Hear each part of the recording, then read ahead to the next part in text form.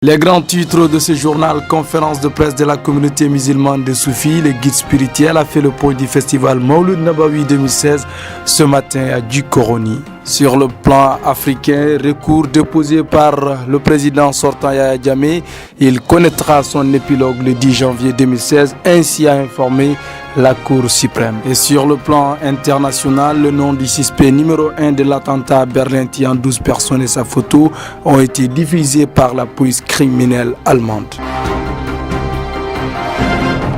Monsieur, bonsoir et bienvenue à toutes et à tous dans ce journal.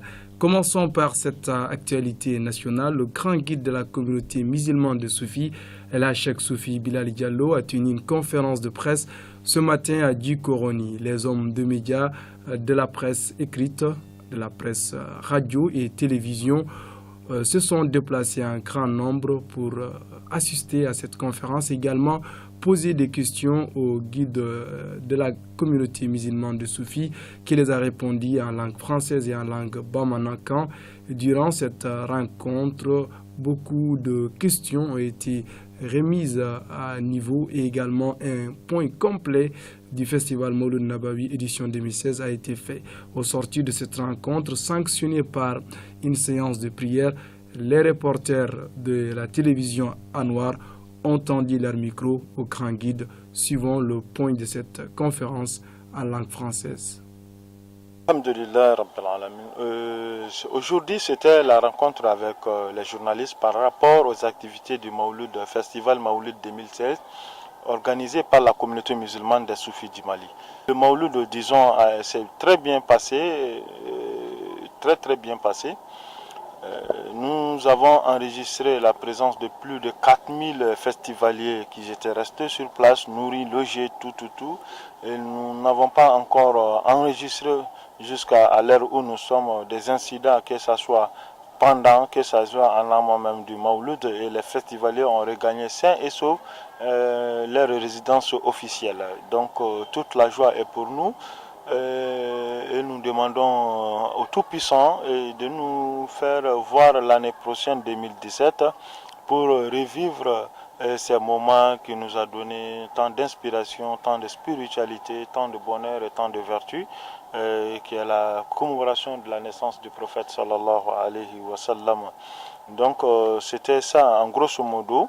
Nous remercions, on profite de votre micro pour remercier non seulement les autorités compétentes, à commencer par le président de la République, son Excellence Ibrahim Boubacar Keïta, et tous ceux qui ont effectué le déplacement du point A au point Z, et ainsi que à tous ceux qui se sont vraiment évertus corps et âme pour la réussite de la commémoration de la naissance du prophète. Je vais parler des organisateurs, les hommes de médias, la TV Anwar, la Radio Salam, et tous ces journaux qui ont porté plus haut l'image de nos activités, et que ce soit sur les réseaux sociaux, que ce soit Radio Parler, tous les autres, nous remercions tout, l'équipe de la restauration, la sécurité, les services d'hygiène, tout, j'allais dire tout. Et merci, et nous disons vivement Mawlud 2017. L'intégralité de cette interview que vous venez de voir, ou cet extrait d'interview que vous venez de voir, sera diffusé sur la télévision Anwar. Parlons toujours du festival Mawlud Nabawi édition 2016. 4000 festivaliers se sont déplacés de l'intérieur comme de l'extérieur du Mali pour participer à cet événement. Ils avaient occupé un site spécial aménagé à cet effet au stade Omnisport Modibo Keïta de Bamako. Après leur départ, les hommes et les femmes qui ont mis sur place ce site se sont également encore remis la main dans la pâte pour démonter les liens. Ils sont là-bas matin, midi et soir. Cette équipe dynamique, cette équipe courageuse a quand même continué son travail pour démanteler, comme vous le voyez sur ces images, le site du festival Mawlud Nabawi édition 2016. Voilà, revenons ici au Mali et sur le plan national. Hier, la motion de censure déposée par l'opposition a été rejetée par les députés de la nation, suivant le point avec Khalifa Ahmed Konaté. 112 voix contre 33 pour. Les élus nationaux ont rejeté ainsi la motion de censure déposée par 18 députés. Les signataires ont soutenu leurs actions sur 3 points. La mauvaise organisation des dernières élections municipales, l'insécurité et surtout le retard pris dans l'adoption de la loi d'orientation militaire, et enfin l'accord dit de reddition signé entre le gouvernement du Mali et l'Union européenne. Tout au long du débat qui a duré 4 heures, l'opposition a étalé des preuves de la signature de l'accord. Les députés de l'URD, Al-Qaïdi Touré et Mamadou Awa Gassama, sont allés jusqu'à brandir des noms, photos et numéros. Les députés de la majorité ont soutenu le gouvernement. Ils ont félicité le Premier ministre et son gouvernement. Dans l'histoire du Mali, c'est la 3e motion de censure. Les 2 premières remontent en premier quand Ibeka était Premier ministre, déposé alors par Mouktaga Tall, et les seconds, c'était avec Moussa Mara. Sur le plan africain, en Gambie, le recours déposé par Yaya Jammeh connaîtra son épilogue, son verdict. La Cour suprême en a décidé ainsi. Ce serait le 10 janvier que le monde entier saura si les résultats de ces élections sont confirmés ou rejetés par la Cour suprême. La Cour suprême de la Gambie a informé qu'elle rendra son arrêt sur le recours déposé par Yaya Jammeh pour invalider les résultats de la présidentielle qui ont vu son adversaire remporter l'élection.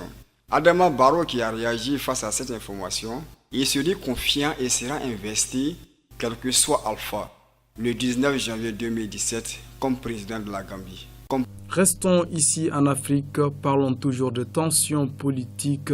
Il s'agit du Congo, la SENCO, le collectif des archevêques, ou si vous voulez bien le conseil des archevêques de ce pays, a donné un ultimatum ferme aux hommes politiques pour trouver un terrain d'entente. Les nombres de morts ont passé de 20 à 34 personnes aujourd'hui. La SENCO a donné aux acteurs politiques une date butoir. Ils ont jusqu'à la fête de Noël pour trouver un terrain d'attente sur la question qui a mis le Congo-Kinshasa en feu et en flamme ces derniers jours. La capitale, selon les dernières informations qui nous y parviennent, le quartier de Lumumbashi serait cadré par les forces de l'ordre. Sur l'étendue du territoire, le nombre de morts est dénombré à 34. Une version qu'infirme le gouvernement qui parle de seulement 20 morts. Sur le plan international, l'information qui domine tous les médias, c'est cet attentat qui a tué 12 personnes et a blessé 49 personnes dans un marché de Noël en plein Berlin, en Allemagne. Un suspect, identifié par les services de renseignement et la police criminelle serait connu. Qui est-il? Quelle est son identité? Fousseini Sidibi. Il s'appelle Anna Amri. Il est d'origine tunisienne et a 24 ans. Ce sont ces papiers qui ont été retrouvés dans le camion qui a servi à tuer à Berlin 12 âmes dans un marché de Noël. Le suspect est un immigrant en situation irrégulière sur le sol allemand. Les services de renseignement le surveillaient. Il ne savait seulement pas à quel moment il allait commettre un acte criminel. Son nom et sa photo ont été diffusés pour faciliter son arrestation. Avant de refermer ce journal, parlons de cette information de dernière minute. Donald Trump est enfin confirmé comme le président des États-Unis d'Amérique. Il a obtenu les 270 voix des grands électeurs qui ont confirmé son élection. Il sera investi le 20 janvier prochain. Mesdames et messieurs, c'est l'essentiel de l'actualité de ce 22 décembre 2016. Le rendez-vous, c'est demain et nous serons de retour avec le même plaisir, la même joie de vous servir où que vous soyez dans le monde. Au revoir.